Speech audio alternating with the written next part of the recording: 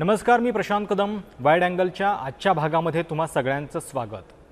देशाचं नाव घटनेनुसार भारत आणि इंडिया असं आहे. ही दोनही नावं घटनेमध्ये समाविष्ट आहेत, पण आता बदल होऊन इंडियाऐवजी भारत असा उल्लेख देशाच्या नावाचा होणार का, अशी एक जोरदार चर्चा आज दिवसभरामध्ये सुरू झालेली आहे.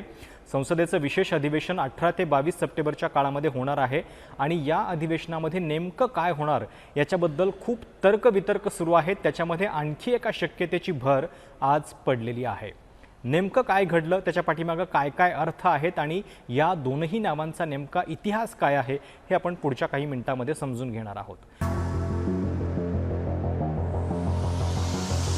काही इंडिया नाव ठेवलं म्हणून त्याचंच कौतुक वाटलंय. पार्टियों का अलायंस इंडिया बन जाता है तो वो देश का नाम बदल देंगे. कल मान लीजिए इस इंडिया अलायंस ने अपना नाम बदल के भारत रख लिया, तो फिर भारत भी बदल देंगे. फिर क्या भारत का नाम बीजेपी रखेंगे? मैं एक भारतवासी हूँ. मेरा देश का नाम पहले भी भारत था, आज भी भारत है और कल भी भारत रहेगा. नाम हटवायचा कोणाला अधिकार नाही, कुणी नाव हटवू शकणार नाही. चाहे कृष्ण का हो या राम, है भगवान के दो नाम. चाहे इंडिया का हो या भारत, है हमारी भूमि. खरं तर भारत किंवा इंडिया देशाचे दोन संबोधन नावं असली तरी त्या दोनही नावांचा प्रतिकात्मक अर्थ जो आहे तो वेगवेगळा आहे. इंडिया हे नाव थोडंसं इंग्लिश किंवा म्हणजे चकचकणाऱ्या भारताचं वाटतं, तर दुसरीकडे भारत हा शब्द जेव्हा वापरला जातो तेव्हा तो ग्रामीण संस्कृतीशी किंवा शोषितांचा भारत असं म्हटलं जातं आणि त्या अर्थानं इंडिया भारत या दोन वेगवेगळ्या संकल्पना ज्या आहेत त्या राजकारणामध्ये वापरल्या गेलेल्या आहेत. शेतकरी संघटनेचे नेते शरद जोशी यांनी आवर्जून हा फरक जो आहे तो राजकीयदृष्ट्या खूप मांडलेला होता. आता आज नेमकं काय घडलं? आज राष्ट्रपती भवनातून राष्ट्रपतींच्या नावाने एक जे आमंत्रण पत्र गेलेलं आहे G20 बैठकीसाठी, त्या बैठकीमध्ये किंवा त्या आमंत्रण पत्रिकेवरती पहिल्यांदाच प्रेसिडेंट ऑफ इंडिया ऐवजी प्रेसिडेंट ऑफ भारत असा उल्लेख आहे. आजच आसामचे मुख्यमंत्री हेमंत बिश्वा शर्मा यांनी या सगळ्या याच्यानंतर रिपब्लिक ऑफ भारत असं म्हणत एक ट्विट केलं. आजच एका भाजपच्या खासदारानं इंडिया नावावरून टीका केली आणि हे कसं गुलामगिरीची मानसिकता दर्शवणारं नाव आहे असं सुद्धा म्हटलं. आणि राष्ट्रपतींच्याच राजपत्रावरती पहिल्यांदा भारत असा उल्लेख झाल्यामुळं एक चर्चा सुरू झाली की आता या सगळ्या संदर्भात काही वेगळ्या हालचाली सुरू आहेत का. काँग्रेसचे नेते जयराम रमेश यांनी सगळ्यात पहिल्यांदा ती शंका व्यक्त केली. त्यांनी याचा पण उल्लेख त्यांनी सांगितला की घटनेच्या पहिल्या कलमामध्ये हा उल्लेख आहे, India that is Bharat shall be union of states. म्हणजे आपल्या घटनेची जी सुरुवात होते पहिल्याच कलमातलं पहिलं वाक्य जे आहे त्याच्यामध्ये ही दोनही नावं समाविष्ट करण्यात आलेली आहेत आणि त्यामुळं आता इंडियाऐवजी भारत असं नाव खरोखर केलं जाणार का, त्या संदर्भात काही घडामोडी घडतायत का, याची चर्चा सुरू झालेली आहे. G20 की डिनर मीटिंग के लिए राष्ट्रपति जी ने जो इनविटेशन भेजा है उन्होंने प्रेसिडेंट ऑफ भारत लिखा है. उससे अटकलें ये शुरू हो गई हैं कि शायद नरेंद्र मोदी जी जो स्पेशल सेशन बुला रहे हैं उसमें इंडिया का नाम भारत करने वाले हैं. सबसे पहले तो मैं ये कहूँगी, चाहे कृष्ण का हो या राम, है भगवान के दो नाम. चाहे इंडिया का हो या भारत, है हमारी भूमि, हमारी मातृभूमि के दो अलग अलग नाम, पर काम एक ही है. मुळामध्ये हे नाव बदलावं ही संघाची खूप जुनी मागणी आहे. सरसंघचालक मोहन भागवत यांची काही जुनी विधानं आहेत. त्याच्यामध्ये त्यांनी असं म्हटलंय की इंडिया शब्दाच्या ऐवजी भारत या शब्दाचा वापर जो आहे तो केला जावा. आपली घटना तयार होत होती त्यावेळी 17 सप्टेंबर 1949ला या नावांवरती चर्चा झालेली होती आणि तेव्हा 2-3 नावं जी आहेत ती चर्चेमध्ये होती. एकतर भारत, हिंदुस्थान आणि इंडिया. भारत या नावाला थोडासा पौराणिक संदर्भ आहे. भारतवर्ष किंवा महाभारताचं नाव जे आहे त्याच्यामध्ये सुद्धा भारत आहे आणि भारतवर्ष हे नाव जे आहे ते एक प्रकारे संस्कृतमधून आध्यात्मिक अर्थानं जे आहे ते खूप वापरलं गेलेलं आहे आणि त्या अर्थानं हे नाव जे आहे ते महत्त्वाचं आहे.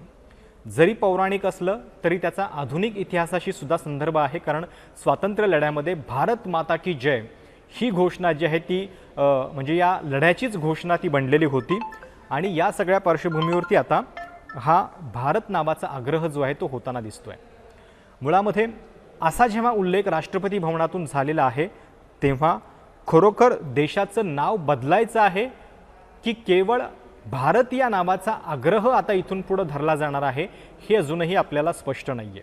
म्हणजे जर इंडिया आणि भारत अशी दोनही नावं घटनेमध्ये समाविष्ट असतील तर सरकार किंवा राष्ट्रपती भवनातून भारत या नावाचा उल्लेख जो आहे तो आपोआप होऊ शकतो, तो करण्याबद्दल कोणाचं ऑब्जेक्शन असू शकत नाही. पण जर इंडिया हे नाव वगळायचं असेल तर त्याच्यासाठी मात्र घटना दुरुस्ती करावी लागेल आणि मग अधिवेशनामध्ये जे विशेष अधिवेशन होते त्याच्यामध्ये या संदर्भातली सगळी पावलं पडणार का, याची चर्चा जी आहे ती सुरू झालेली आहे. आता या सगळ्या पार्श्वभूमीवरती म्हणजे जरी ही संघाची जुनी मागणी असली, भारत या नावाचा आग्रह हा जुना असला तरी सध्याच्या टायमिंगबद्दल मग खूप प्रश्न निर्माण होतात. कारण काही दिवसांपूर्वीच बंगळुरूमध्ये जेव्हा विरोधकांची दुसरी बैठक झालेली होती त्या बैठकीमध्ये त्यांनी आपल्या आघाडीचं नाव जे आहे ते निश्चित केलं आणि ते नाव इंडिया असं ठेवलं गेलं. राजकीयदृष्ट्या हा हुशारीचा निर्णय मानला गेला होता आणि या नावाचा उल्लेख करणं हे खरं तर भाजपसाठी जड होतंच. पंतप्रधान नरेंद्र मोदींनी सुद्धा या नावाचा उल्लेख आपण करणार नाही हे ठरवलं. त्याच्याऐवजी घमंडिया आघाडी असं एक त्यांनी नवीन नामकरण केलं आणि त्या अर्थानं याला ते कशा पद्धतीनं काउंटर करणार हा एक प्रश्न होता. त्या पार्श्वभूमीवरती आता या भारत नावाचा आग्रह जो आहे तो आता अधिकृतपणे सुरू होणार का हे बघावं लागेल. मी तुम्हाला वारंवार सांगतोय की खरोखर नाव बदललं जाणार आहे की केवळ इंडियाऐवजी भारत या नावाचा आग्रह धरला जाणार, त्याला प्राथमिकता दिली जाणार, हे अजूनही आपल्याला स्पष्ट नाही आहे. जर घटनेमध्ये दोनही नावांचा ऑप्शन असेल तर भारत नावसुद्धा कुठल्याही राजपत्रावरती वगैरे येऊ शकतं, त्याच्याबद्दल काही कुणाचं दुमत असण्याचं कारण नाही आहे. आता 18 ते 22 सप्टेंबरमध्ये जे विशेष अधिवेशन होणार आहे त्याच्यामध्ये नेमकं काय होणार, कारण वेगवेगळ्या चर्चा होत आहेत आणि दर 3-4 दिवसांनी त्या शक्यता बदलत जात आहेत. पहिल्यांदा चर्चा सुरू झाली वन नेशन वन इलेक्शनची, त्याच्या संदर्भात एक कमिटी नेमण्यात आल्याची बातमी आली. माजी राष्ट्रपती रामनाथ कोविंद त्याचे अध्यक्ष असतील. 9 जणांची ही कमिटी आहे. सगळं काही घडलं. पाठोपाठ आता आजपासून ही नामबदलाची चर्चा जी आहे ती सुरू झालेली आहे. जेव्हा अशा पद्धतीचं एक नॅरेटिव्ह सेट होतं की नेमकं काय होणार त्या विशेष अधिवेशनामध्ये आणि ते काय होणार हे आपल्याला अजूनही स्पष्ट नाही आहे. पण आजच्या या सगळ्या घडामोडीनंतर मात्र त्याच्या संदर्भात चर्चा ज्या आहेत त्या जोरदारपणे सुरू झालेल्या आहेत. संविधान सभेचा मगाशी जो मी उल्लेख केला 17 सप्टेंबर 1949 रोजी जेव्हा घटना निर्मितीचा प्रश्न होता तेव्हा साहजिकच नाम म्हणजे एक प्रकारे बारसं पण करायचं होतं देशाच्या नावाचं आणि त्यावेळी याच्यावरती चर्चा झालेली होती. काही लोकांनी असं पण म्हटलेलं होतं की हे जे नाव आहे इंडिया आणि भारत, तर त्याच्यामध्ये इंडिया हा जो शब्द आहे तो नसावा अशा पद्धतीची सुद्धा काही लोकांची तेव्हा मांडणी होती आणि Bharat non as India also in foreign countries असा उल्लेख असावा किंवा Bharat or in the English language India असं लिहावं असं त्यावेळी सांगितलं गेलेलं होतं. पण त्याच्याऐवजी इंडिया दॅट इज भारत या शब्दावरती नंतर एकमत झालं किंवा तो प्रस्ताव जो आहे तो स्वीकारला गेलेला होता. इतक्या दिवसांपासून इतक्या वर्षांपासून खरं तर 2014 नंतर आपण शहरांची नावं बदलताना बघतोय. विशेषतः उत्तर प्रदेशामध्ये अनेक शहरांची नावं बदलली गेलेली होती. आता थेट देशाचं नाव बदललं जात आहे आणि ते देखील अशा वेळी बदललं जात आहे ज्यावेळी 2024ची निवडणूक जी आहे ती जवळ आलेली आहे. खरोखर केवळ विरोधकांच्या आघाडीचं नाव इंडिया आहे म्हणून मोदींनी ही पाऊल टाकलेलं आहे का असं म्हणणं खूप धाडसाचं ठरेल. कारण मोदींचा आजवर राजकीय इतिहास बघितला तर अशा पद्धतीनं विरोधकांच्या किंवा समोरच्या पक्षाच्या अजेंड्यावरती ते खेळत नाहीत. त्यांचा स्वतःचा एक अजेंडा असतो आणि त्या अजेंड्यावरती ते इतरांना आणतात. त्यामुळं केवळ या नामकरणासाठी त्यांचं ते विशेष अधिवेशन असेल का याच्याबद्दल पण थोडीशी शंका आहे. कारण हे जे प्लॅनिंग आहे 2024च्या निवडणुकीआधीचं ते एक मायक्रो प्लॅनिंग मोदींनी आधीच केलेलं असू शकतं आणि त्या दृष्टीनं नेमकं काय होणार याची उत्सुकता आहे. आता इंडिया या नावावरून जरी म्हणजे विरोधकांची टीका सुरू असली की हे नाव का बदललं जात आहे, आमच्या आघाडीमुळे बदललं जात आहे, तरी विरोधकांनी सुद्धा त्यांच्या आघाडीच्या घोषणेमध्ये जुडेगा भारत जीतेगा इंडिया अशी शब्दरचना करून ठेवलेली आहे. काँग्रेसच्या यात्रेचं नाव राहुल गांधींनी जी कन्याकुमारीपासून काश्मीरपर्यंत केली तिचं नावसुद्धा भारत जोडो यात्रा होतं आणि या सगळ्या पार्श्वभूमीवरती आता ही नामकरणाची चर्चा, नामांतराची चर्चा जी आहे ती सुरू झालेली आहे का? जर असं नाव बदललं तर मग पासपोर्टवरती इंडियाचं जे नाव आहे त्याचं नेमकं काय होणार? रिझर्व्ह बँक ऑफ इंडिया असं सुद्धा उल्लेख आहे प्रत्येक नोटेवरती, मग त्याचं काय होणार? हे सगळे प्रश्न आहेत. पण घटनेमध्ये या दोनही नावांना स्वीकारार्हता आहे आणि त्यामुळं रिपब्लिक ऑफ भारत किंवा प्रेसिडेंट ऑफ भारत असं म्हटल्यानंतर लगेच नावच चेंज होणार आहे असा अर्थ पण काढणं थोडंसं खूपच धाडसाचं ठरेल. काय नेमकं घडतंय याची उत्सुकता असेल.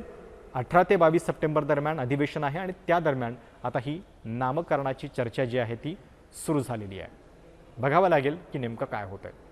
हा व्हिडिओ तुम्हाला कसा वाटला? तुमच्या काही कमेंट्स असतील तर प्रतिक्रियामध्ये जरूर कळवा. धन्यवाद.